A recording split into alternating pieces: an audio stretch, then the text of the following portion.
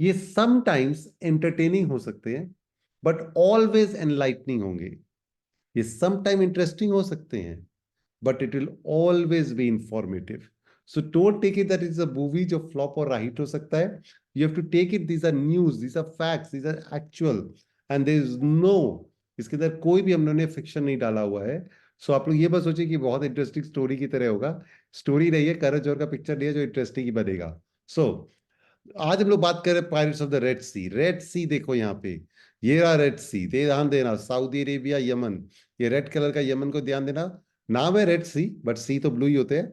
So today's topic is about pirates of the Red Sea, and Red Sea is over here. Saudi Arabia, Egypt, Sudan और Yemen. Yemen के ऊपर ध्यान देना. This is going to be very interesting. This is the Red Sea. This is the Red Sea we are talking about. Pirates of the Caribbean, one of the most famous movie franchise है. इसके पीछे सब कोई पागल है. और red सी, अब ये रेड सी एक बार वापस से दिखा रहा हूं. मैप हम बार बार हम बहुत मैप दिखाते हैं so that everything should be clear कि 195 कंट्रीज लोग कहाँ पे कौन कौन है. The red C is sandwich between Asia and Africa, is between Africa and Asia. ये रहा एशिया, ये रहा अफ्रीका, इसके बीच से जाता है रेड सी. और यहाँ पे बार बार ध्यान देना यमन के ऊपर और नीचे सोमालिया के ऊपर. यमन और सोमालिया, ये keep a very very close track about this country. तो the red C is a sandwich between Africa and Asia. अब देखिएगा, it is the most important route for cargoes, one of the most important route for cargoes. बहुत ships यहाँ से जाते हैं. एक बार बताते यार, बहुत शिप्स यहाँ से ट्रैवल करते हैं, बहुत सारे कार्गो शिप्स यहाँ से ट्रैवल करते हैं. अगर एशिया में किसी को जाना होता है माल को, कार्गोस को, तो यहीं से निकल के जाते हैं बहुत सारे. और यूरोप की तरफ भी यहीं से, देखिए यहाँ पे स्विस कैनल अभी दिखाएंगे हम. तो ये this is a very very important trade route for cargos. ठीक है, it connects Europe, Asia, Africa, सब कुछ एक साथ इसके अंदर कनेक्ट हो जाता है. ये चोक पॉइंट देखो, these are the choke point. Choke point मतलब क्या हो गया, जैसे चोक करता है, बीच में हल्का सा रास्ता है जिसके थ्रू शिप जा पाते हैं, जिसके कारण बहुत इजीली ट्रेड होता है. ये देखिए, we are talking about this Red Sea over here. This is a choke point. This part यहीं पे झमेला है. बाब अल मंदेब है इसका नाम. ये है चोक पॉइंट जहां से शिप्स जाते हैं. एक सुएज कनाल है, ये तो बहुत फेमस है, बहुत famous. This is strait of Gibraltar, Cape of Good Hope, ये एक तो स्ट्रेट ऑफ मलक्का, और ये पनामा कैनल. तो ये सब चोक पॉइंट है जहां से शिप जाते हैं, और सबसे ज्यादा शिपिंग यहीं से जाते हैं, तभी आराम से हम लोग के पास माल पहुंचता है. नहीं तो बहुत दूर का रास्ता घूम के जाना पड़ता है. सो रेड सी में देखा जाए तो दो दो चोक पॉइंट एक साथ है. एक इधर है सुएज कनाल और एक है बाबल मंदिर. ये बाबल मंदिर में ही सारा झमेला चालू हो रहा है. ये अभी हम लोग देखते हैं, हम थोड़ा फास्ट करा रहा है, but I think you will be able to follow. अब कितना इंपॉर्टेंट है ये रेड सी, जस्ट इमेजिन करिए. 17,000 ship, almost 10% of global trade यहीं से पास करता है थ्रू दिस. अगर एशिया में आना है तो यहां से नीचे जाना है, यूरोप में जाना है तो इसके ऊपर सुएज कैनाल के थ्रू जाना है. तो that is why this Red C is considered to be a very very vital link for the entire supply chain. क्या नहीं आता हम लोग के पास, आप पिन से लेके प्लेन तक बोलोगे, chemical, rice, wheat, Apple, iron, copper, furniture, machinery, motor, military car, military vehicle, car, footwear, garment, सब कुछ उधर से आता है द रेड सी के थ्रू. और जो सबसे मेन चीज आता है वो है petrol, diesel, kerosene, oil, LPG, कोयला. So as you can understand, 10% उस रूट के थ्रू जाता है. सपोज वो जैसे अपन लोग का माँ फ्लाई ओवर है, वहां से इतना जाता है बाईपास, पहले था, माँ फ्लाई ओवर के थ्रू हम लोग इतना जाते हैं. जिसे बड़ा बाजार जाना होता है, उल्टा टांगा क्रॉस करना पड़ता है.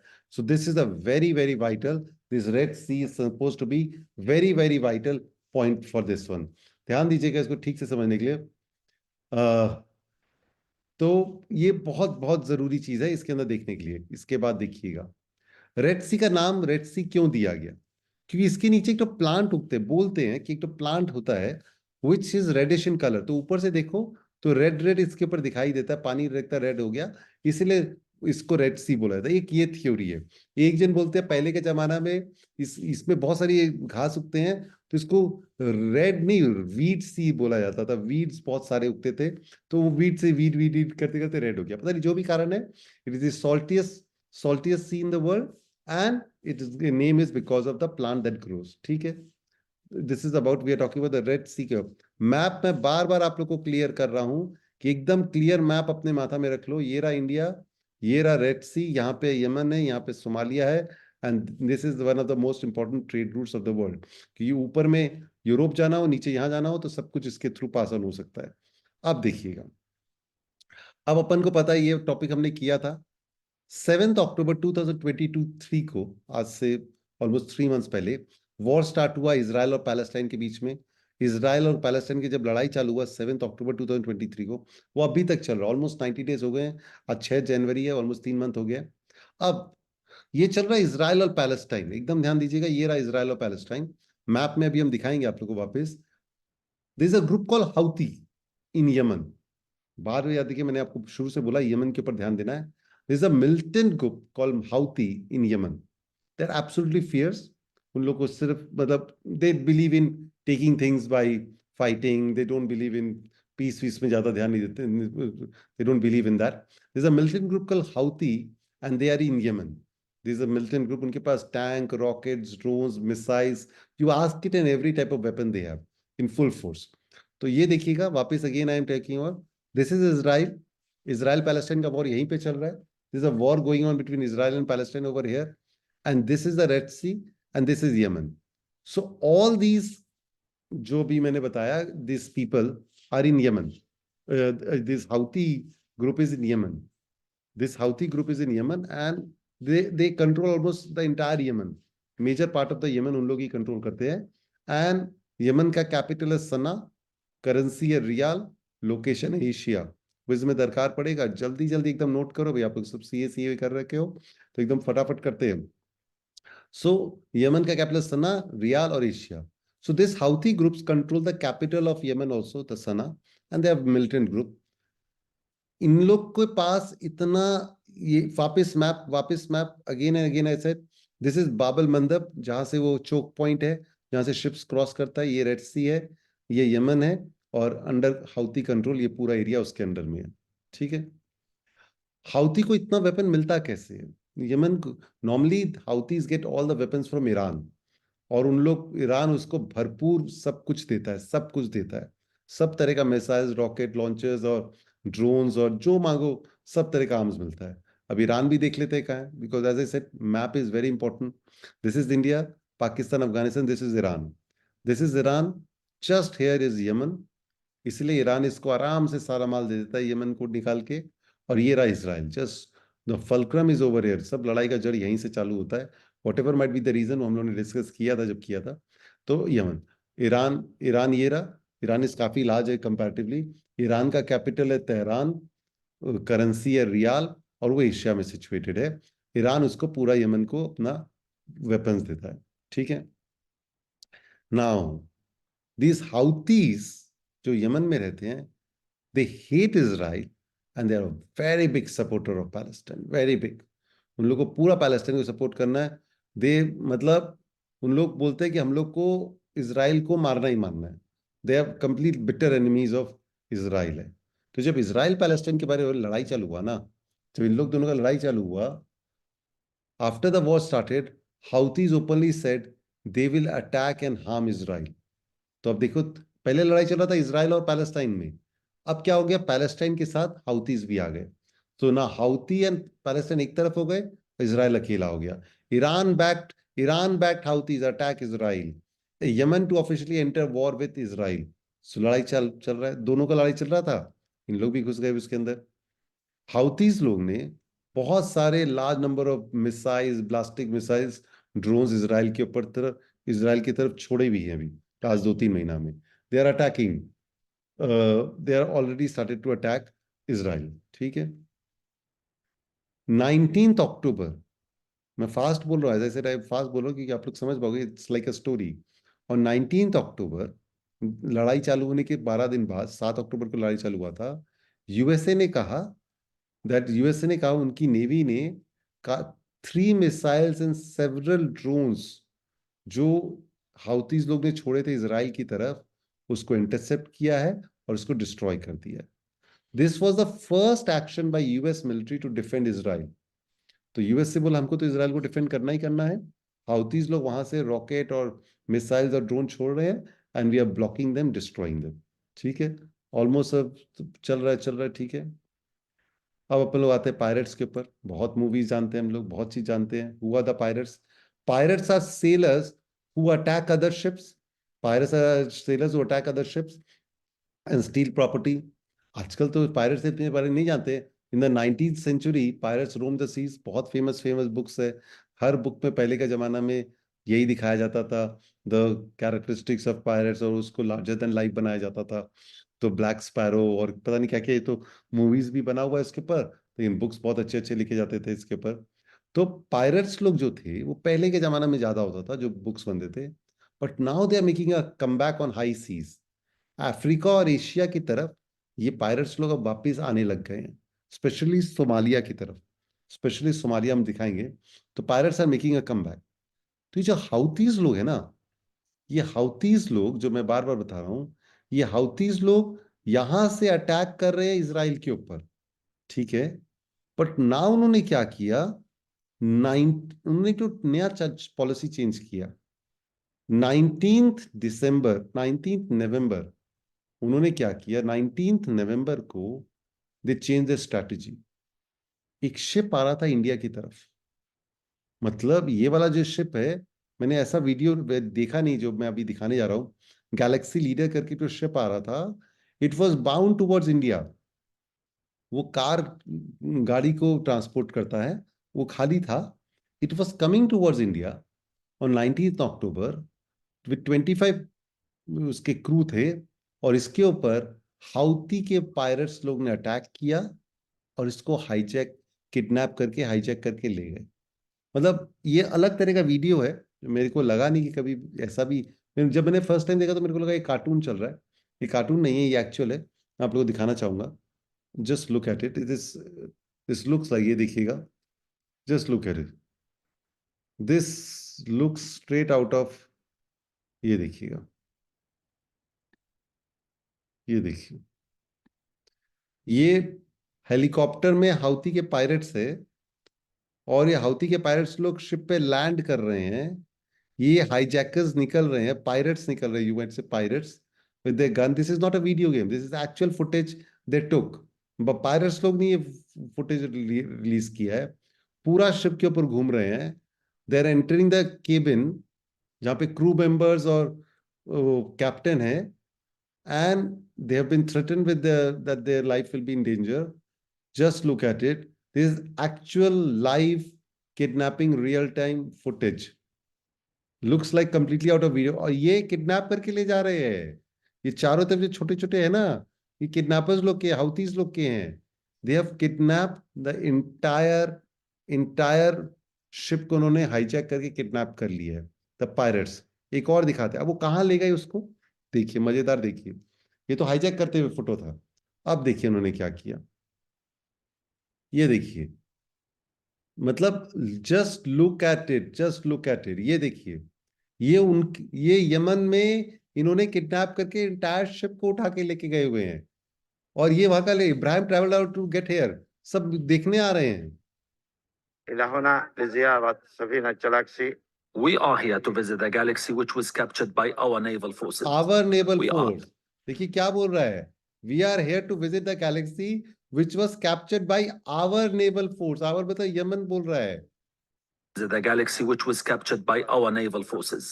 We are only targeting ships or those cooperating with Israel. Since the 19th of November, Yemen's Houthi forces have launched a series of attacks on commercial and military ships on a critical maritime waterway in the Red Sea. It's disrupted global trade on a route connecting Europe to Asia through the Bab el-Mandeb Strait, used by nearly 17,000 commercial vessels annually. Pressurizing Israel is the goal, and they won't back down, they say. The targeting of these ships will continue until the aggression and siege on Gaza and the brutal killings of Palestinian women and children in cold blood are stopped. A US-led international naval coalition was formed to deter these attacks. But so far, it looks like it hasn't worked. Ibrahim says a military combat helicopter is perhaps an easier mode of transport to the seized ship, which is partly owned by an Israeli billionaire businessman's company.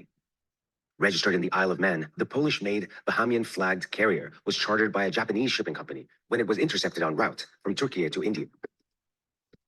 On board, the ship's 25 crew members, who are safe in an undisclosed location. 25 crew members who are safe in an undisclosed location. Kidnap करके पूरा hijack किया गया है.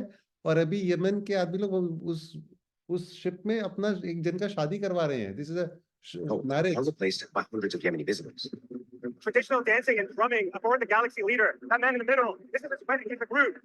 There may be a crisis on the Red Sea, but aboard the ship, the spirit right now is very festive. Zoom tells us there would be a bigger celebration on the ship if there's a permanent ceasefire in Gaza. تكون سعيدة جدا في سفينة إسرائيل. इसका शादी हो रहा है उसके अंदर, मतलब वहां पे डिस्प्ले आ गया कि भाई सबको को जाके देखना है. जस्ट इमेजिन व्हाट, अभी भी वो उसी के उन्हीं के अंडर में है. This entire ship of Galaxy Leader is still under there. तो the pirates have become bold. उन्होंने एक शिप के ऊपर अटैक किया, हाईजैक किया.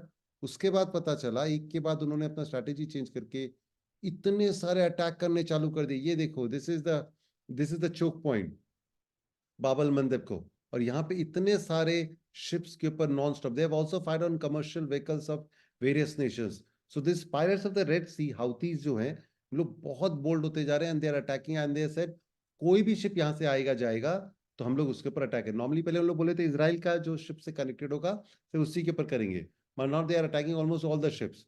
वापिस देखिए map again and again. This is Saudi Arabia, this is Yemen, this is Iran. और यहाँ से ये चोक पॉइंट है, ये रेड सी के थ्रू जहां से वो जाता है इसके अंदर.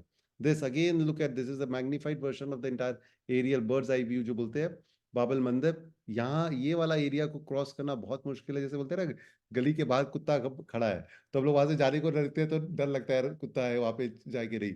सेम चीज यहाँ पे हो रखा है कि there is danger and that is why no ship is ready to travel from this Yemen का एरिया के सब. अब क्या करना पड़ेगा? अब जो सामान जा रहा है 10 पर 17,000 हर साल जाते हैं. अब देखिए इन्होंने क्या किया, रूट चेंज करने चालू किया. ये येलो डॉट्स है जिन लोगों को जाना यहीं से था, लेकिन येलो डॉट्स चेंज किया. ये 10 दिन पहले 15 दिन पहले का है. सब अपना रूट चेंज करे, नीचे से जाने हैं. अब देखो रेड सी से कोई भी नहीं जा रहा है. No one is taking a Red Sea. Almost entire fleet of ship, cargo ships are taking the long way. जैसे हम लोग बोला ना गली के बाहर कुत्ता है तो हम लोग दूसरा गली से घूम के जाते हैं. Everyone is taking the long route to go to Europe and back to here. मतलब इतना बड़ा सप्लाई चेन में प्रॉब्लम हो रहा है वर्ल्ड में because of this thing that is going on. The Houthis have become bandits. USA बोलता है they have become the bandits along the international highway. और अमेरिका बोला है we will act like a highway patrol. मतलब हम लोग policeman गिरी का काम करेंगे. देखो अब यही जो मैंने बताया, just look at it. हम एशिया से जितना भी गाड़ी शिप्स जाते हैं पहले आराम से इधर से घुसते थे बाबल मंदब से और यहाँ से सुएज कैनाल के थ्रू यूरोप पहुंच जाते थे. उसमें इन लोग को नॉर्मली यहाँ से जाने में 17 दिन लगता था, 8,000 किलोमीटर, 8,000 नॉटिकल माइल्स. अब वही जर्नी के लिए they have to go all the way back down and Rome, पूरा घूम के रास्ता जाना पड़ रहा है. इट्स ऑलमोस्ट टेकिंग 24 डेज और 11 दिन, मतलब 50%, ऑलमोस्ट 50% उनका फ्यूल कॉस्ट बढ़ गया, जर्नी बढ़ गया, टाइम बढ़ गया है. एंड इंश्योरेंस कॉस्ट बहुत ज्यादा हो गया है, फ्यूल कॉस्ट ज्यादा हो गया, टाइम ज्यादा लग गया है. So that is why shipping rates have boomed. Shipping rate, एक शिप जो 17 दिन में चक्कर लगा के वापस आ सकता था अब उसको 24 दिन तो लग रहा है जाने में. तो शिपिंग लोग के लिए बढ़िया भी है क्योंकि उनको उनका शिप्स रेगुलर लग रहा है और प्लस उनको पैसा भी ज्यादा बना है. बट हम लोग जैसे कंज्यूमर्स लोग के लिए सब चीज का कॉस्टिंग का बढ़ने का चांसेस हो रहा है. As I said, again, look at this map. Again and again, I'm showing the map. All the ships are taking the long route because कौन जाएगा जिधर झमेला चल रहा है. सपोज किसी ने कह दिया कि वहां पे कोई झमेला हुआ है बाईपास के साइड में या किसी के साइड में, तो we don't take that route and everyone is taking that turn and roaming around. अब क्या हुआ, इसके अंदर एक भयंकर ट्विस्ट आ गया. अभी तक जो भी पायरेट्स अटैक हो रहे थे ना वो यमन के साइड में हो रहे, रेड सी के जो चोक पॉइंट है वहां पे हो रहे थे.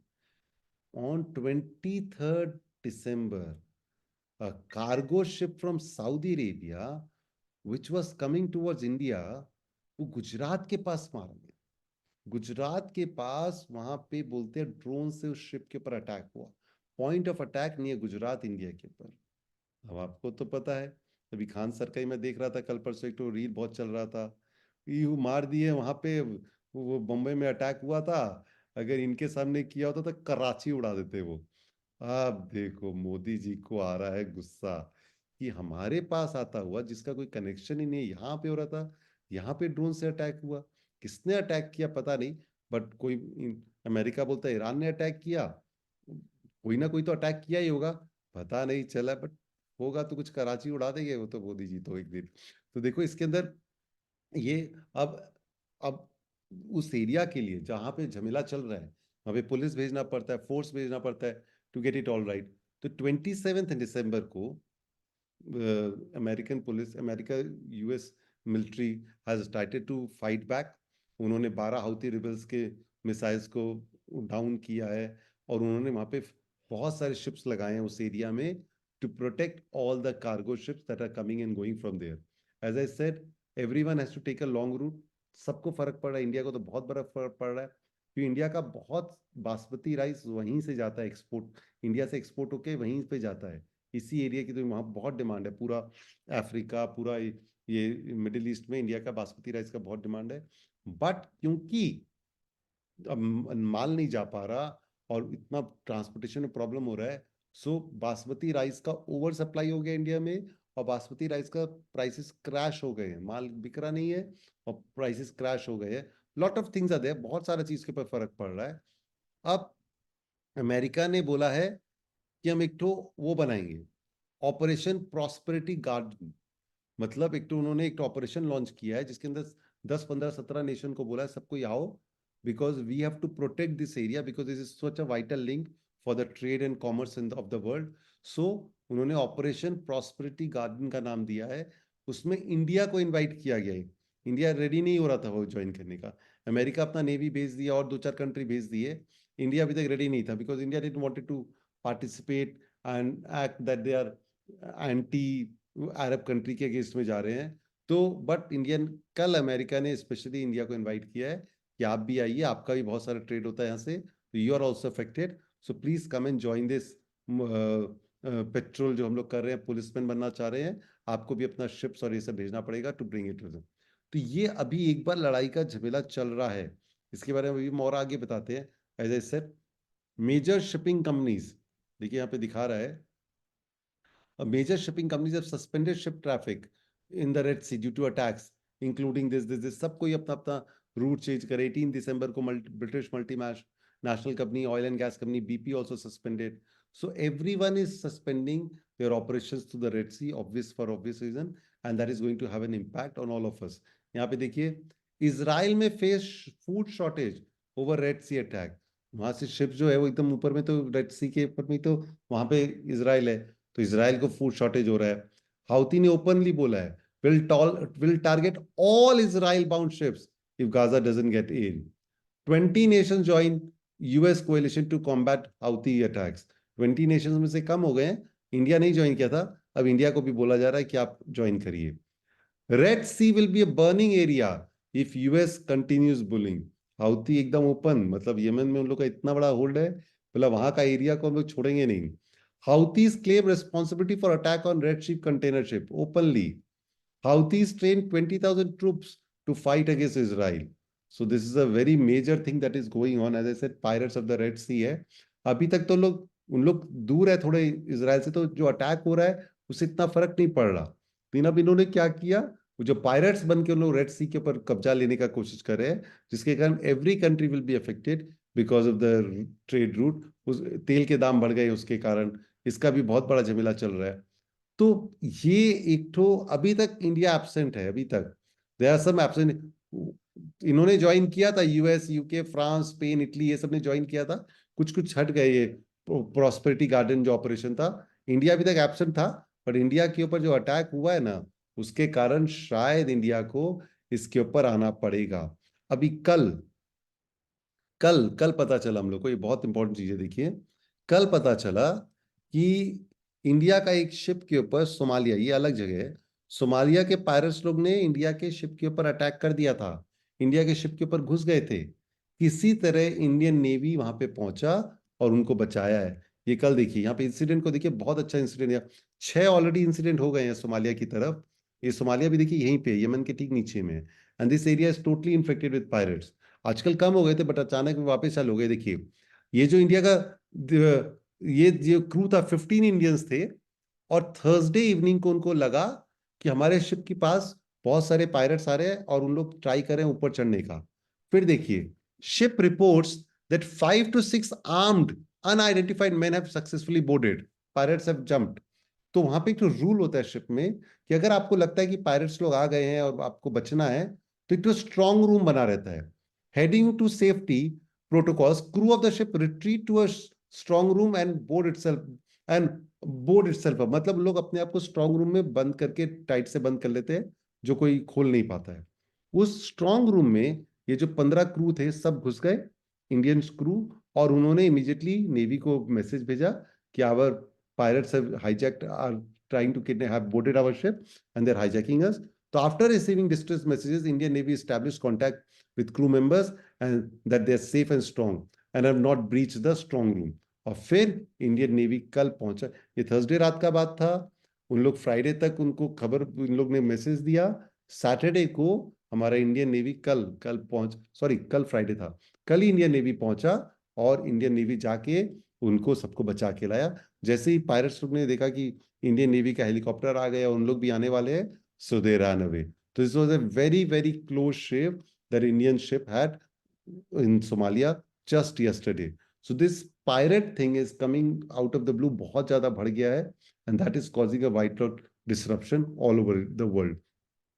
इसके बारे में अभी आगे का, जो हम लोग अपने शिप भेज दिए, इंडिया अपना नेवी शिप भेज दिया, अमेरिका ने भेज दिया, उनका क्या काम होगा? उनका दो काम होगा। फर्स्ट, जो पुलिस का काम क्या होता है कि कोई भी अटैक कर रहा है तो उसके अगेंस्ट पे डिफेंड करना है। First they need to defend against missile and drone attack. जो हाउतीज लोग, पायरेट्स लोग मिसाइल, ड्रोन, रॉकेट से अटैक कर रहे हैं शिप के ऊपर, एक तो उसको मार गिराना है। दूसरा, जो हाईजैक करने के लिए लोग आते हैं उसको रोकना है। तो अगर नॉर्मल कार्गो शिप जा रहा है तो उसके ऊपर दो अटैक हो सकता है, एक तो मिसाइल से अटैक हो सकता है, एक या हाईजैक करने के लिए आ सकते हैं। तो दोनों रोकना होगा पुलिस को कि जो ड्रोन्स आ रहे हैं, मिसाइल रॉकेट्स आ रहे हैं, उसको बीच में फोड़ दो, और जो अगर कोई पायरेट तरफ जा रहा है तो उसको बीच में रोको। अब उसके लिए क्या चाहिए? मिसाइल एंड ड्रोन जो अटैक हो रहे हैं ऊपर से, उसके लिए हम लोग को क्या चाहिए? बहुत सारे शिप्स चाहिए, खड़े रहने चाहिए। जहां मिसाइल दिखा, ऊपर में रॉकेट दिखा, उसको उड़ा दो। उसके लिए बहुत सारे शिप चाहिए।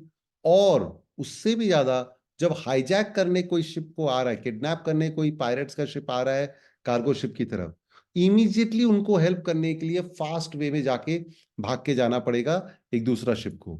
उसके लिए क्या करना पड़ेगा? मतलब पायरेसी के लिए और मिसाइल को रोकने के लिए, दोनों के लिए we need lot of ships, we need a lot of arms, we need a lot of aircraft and helicopters. इतना रुपया खर्चा कौन करेगा अभी? अब देखिए, बोलते हैं वो रेड सी के लिए, पूरा रेड सी को गार्ड करने, सब जितना बड़ा गली में झमेला हो रहा है, जितना बड़ा रास्ता में घड़ा, उतना ही पुलिस चाहिएगा। उस पूरा रेड सी को गार्ड करने के लिए 10 शिप का दरकार पड़ेगा, मिनिमम 10 बड़े बड़े शिप्स का दरकार पड़ेगा, जो स्ट्रैटेजिकली पॉइंटेड प्लेस्ड होंगे, इतना दूर कि तुम इतना एरिया कवर, जैसे फील्डर्स होते हैं क्रिकेट में कि भाई तुम ये कवर करना, तुम वो कवर करना, तो उस तरह डिफेंड करने के लिए रहते हैं। उसी तरह इन लोगों को डिफेंड करने के लिए 10 तो शिप को प्रॉपरली पूरा रेड सी भी लगाना पड़ेगा कि कहीं भी पायरेट्स लोग आए तो तुम लोग को उसको डिफेंड करना पड़ेगा। लेकिन वो 10 शिप्स लगाना का मतलब है उनको कंटिन्यूसली रिफ्यूल करना पड़ेगा, रीआर्म करना पड़ेगा। उनके लिए एक शिप ऐसा होगा कि घूमता रहे। It requires a lot of coordination, lot of money, lot of energy is required. USA देने को रेडी है, बट और सब कंट्री कमिट करके बैकआउट कर जा रहे हैं। इंडिया तो अभी कमिट ही नहीं किया है कि इतना खर्चा कौन करेगा उस रेड सी को सेफ एंड साउंड रखने के लिए। तो लेकिन इसमें क्या है ना, एक जिसका मैंने पढ़ा, उसने बोला it will not work because ये डिफेंसिव है। डिफेंसिव का मतलब क्या होता है? अगर मिसाइल अटैक हो रहा है तो उसको उड़ा देंगे, अगर पायरेट्स लोग आ रहे हैं तो उसको रोकेंगे। These are defend, we are not attacking, these are defensive and they will not be able to do much. तो ये राइटर बोलता है we have to strike back, कि घर में घुस के मारो। यमन में उन लोग है तो यमन में जाके वो पायरेट्स लोग को उड़ाओ। ये है, इससे और झमेला है, वहां पे इनोसेंट सिविलियंस मरेंगे, फिर झमेला चालू होगा। या तो एक काम करो, एक और पॉलिसी, तुम एक मारोगे हम दो मारेंगे, 1 आउट 1 इन मॉडल।